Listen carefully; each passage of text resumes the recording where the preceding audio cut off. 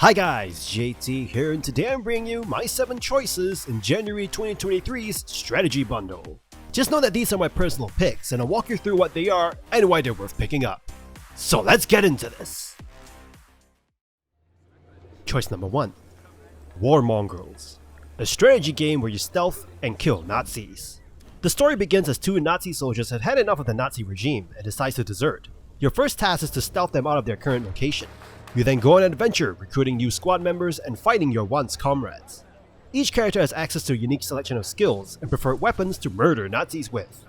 Your characters aren't superheroes, and they are vulnerable to enemy bullets, so going into a fight guns blazing like BJ Blazkowicz is not advisable.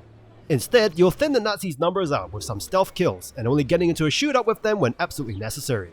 Occasionally, you'll find a machine gun to gun unsuspecting Nazis down. One of the issues in this game is the pathing. Sometimes characters will take an odd route to get to where you want them to go. These routes are usually within enemy sights, so the AI pathway isn't too smart. Thankfully, the last save point is usually only 10 seconds away, so you won't have to stealth your way through all over again. This game is a strong entry into the squad-based RTS genre, and is definitely one of the better ones compared to most. Choice number 2. Blood Bowl 2 Legendary Edition. A turn-based fantasy sports game based on a board game by Games Workshop. You play the Reichland Reavers, a legendary human team that has seen better days, and you must guide them to glory. This game features 2 different modes: Story Mode, where you play the aforementioned story, and Eternal League Mode, where you can play any team and endlessly play through seasons upon seasons of the game. This game is not easy, at least at first, and you'll find yourself losing match after match. This can be a slight turn-off to some, as each game is long, and if you want some instant gratification, you won't find it here. But if you stick with the game, it is extremely rewarding. This game is basically an ultra-violent American football. Each team consists of 11 players, and you must move around the board based on the game's rules. There's a dice that commands your RNG. This dice is rolled when you decide to tackle or pick up a ball. This RNG is modified based on the strength and agility of each player on your team. Your players can also be knocked over, knocked out, injured, or even stunned. This act of violence on the field is rewarded with a reward and level up system for players that are really good at hurting others.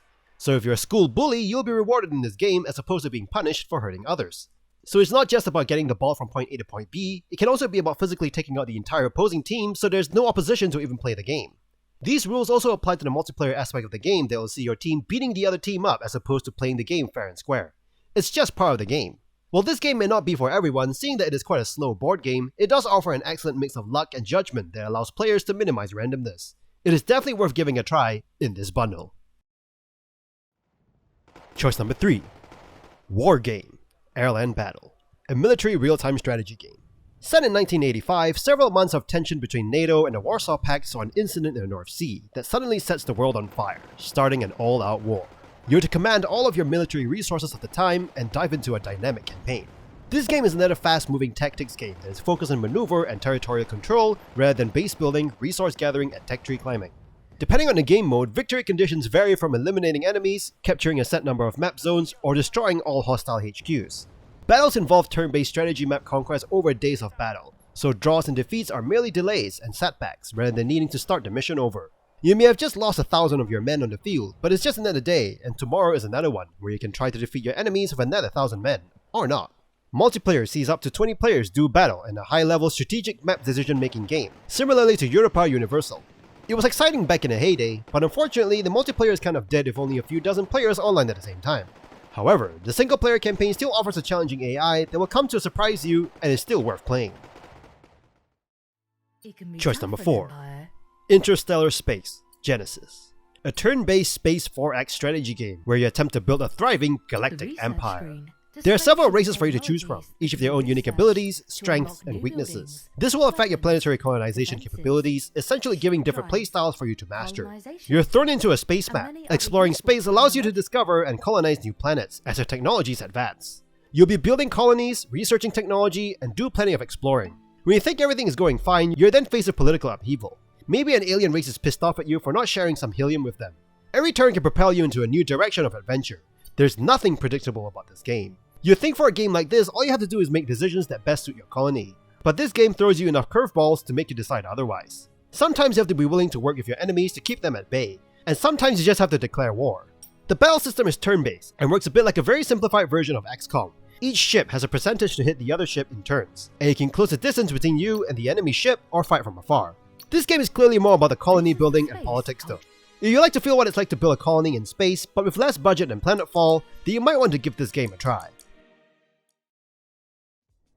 Choice number 5. Crookz, the Big Heist. A tactical strategy game. Set in 70s America full of wisecracking mobsters and cheesy luxury pads, you play a squad of 70s heist movie thieves. You have your disco diva who can sprint faster than anyone, a hippie locksmith, and a muscular mechanic who specializes in knocking guards out, among others. Each of them has a set of unique abilities that you'll need to use throughout the 20 or so mission campaigns. If you get caught or get spotted too many times, the game is over. You'll need to watch your noise meter and be constantly aware of your surroundings as you navigate through each mission with different characters, sometimes in unison, micromanaging and adjusting their orders. You can't just rely on one thief to carry out each mission, as you'll soon find out. The levels are cleverly put together that allows you to improvise with a variety of different approaches, utilizing the different characters. While the ultimate goal doesn't change, the fun is how you get there. Each character can take up to 3 single-use items and find more within each level. These items include noisemakers, camera jammers, chloroform, among others. You can also buy items to help you in your heist that become increasingly more expensive. This game is not a hardcore stealth game, and there's a breezy, carefree tone to the difficulty. In saying that, as you progress through the game, especially in later levels, you need quite a bit of patience and concentration to pull off the perfect heist. Thankfully, regular checkpoints are present. So if you like a turn-based heist game centered around 70s America that is quite forgiving, this is a great game to play. Choice number 6. Train Valley 2. A puzzle game that is crossed with a tycoon sim. This game will remind you of the time that you were playing wooden train sets in an early learning center. Each level will present you with production sites that need linking, so you can produce the final required resource. As an example, if you need wooden boards, you'll need to send workers to the wood plant. Then once the wood is produced, they need to be sent to the wooden board production plant, which you'll also need workers on board in addition to the wood.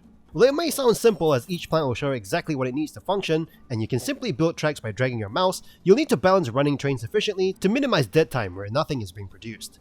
Your tracks will generally cross on top of each other, and it is also your job to ensure that your trains don't crash into each other.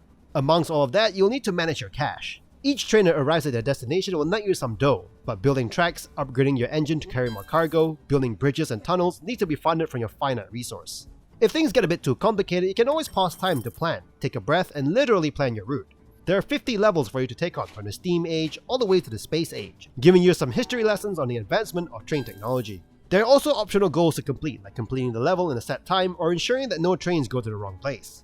While already previously on offer on Fanatical, Train Valley 2 is an awesome relaxing puzzle management simulator, and it is worth your time. Choice number 7. Tropico 4 Collector's Bundle. A city management and political manipulation game. You play as El Presidente as you work towards restoring the power that you lost in the Caribbean after averting a nuclear war perpetrated by the US Vice President in order to rise to power. This game focuses more on managing a light economy and the social-political factors required to keep everything running. As a dictator, you can choose to create your own banana republic, a lavish tourist resort, or a vast industrial empire on different island maps. Aside from some natural restrictions, how you build your city and lay out your island city-state is entirely up to you.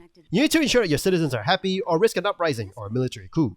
Different groups of people like communists, capitalists, religious factions, and nationalists have different interests at heart. And you need to be able to juggle all of these needs, like limiting immigration may make the nationalists happy, but not the capitalists as they won't have enough workforce. Natural disasters like tsunamis, oil spills, and volcano eruptions need to be managed and mitigated by building and upgrading weather stations. While all of that is happening, you need to literally build buildings to fund your island nation. You need to make sure that you're making as much money as possible, in addition to trying to keep your people happy. There are also quests and side quests to keep you occupied as you build your dictator-led state.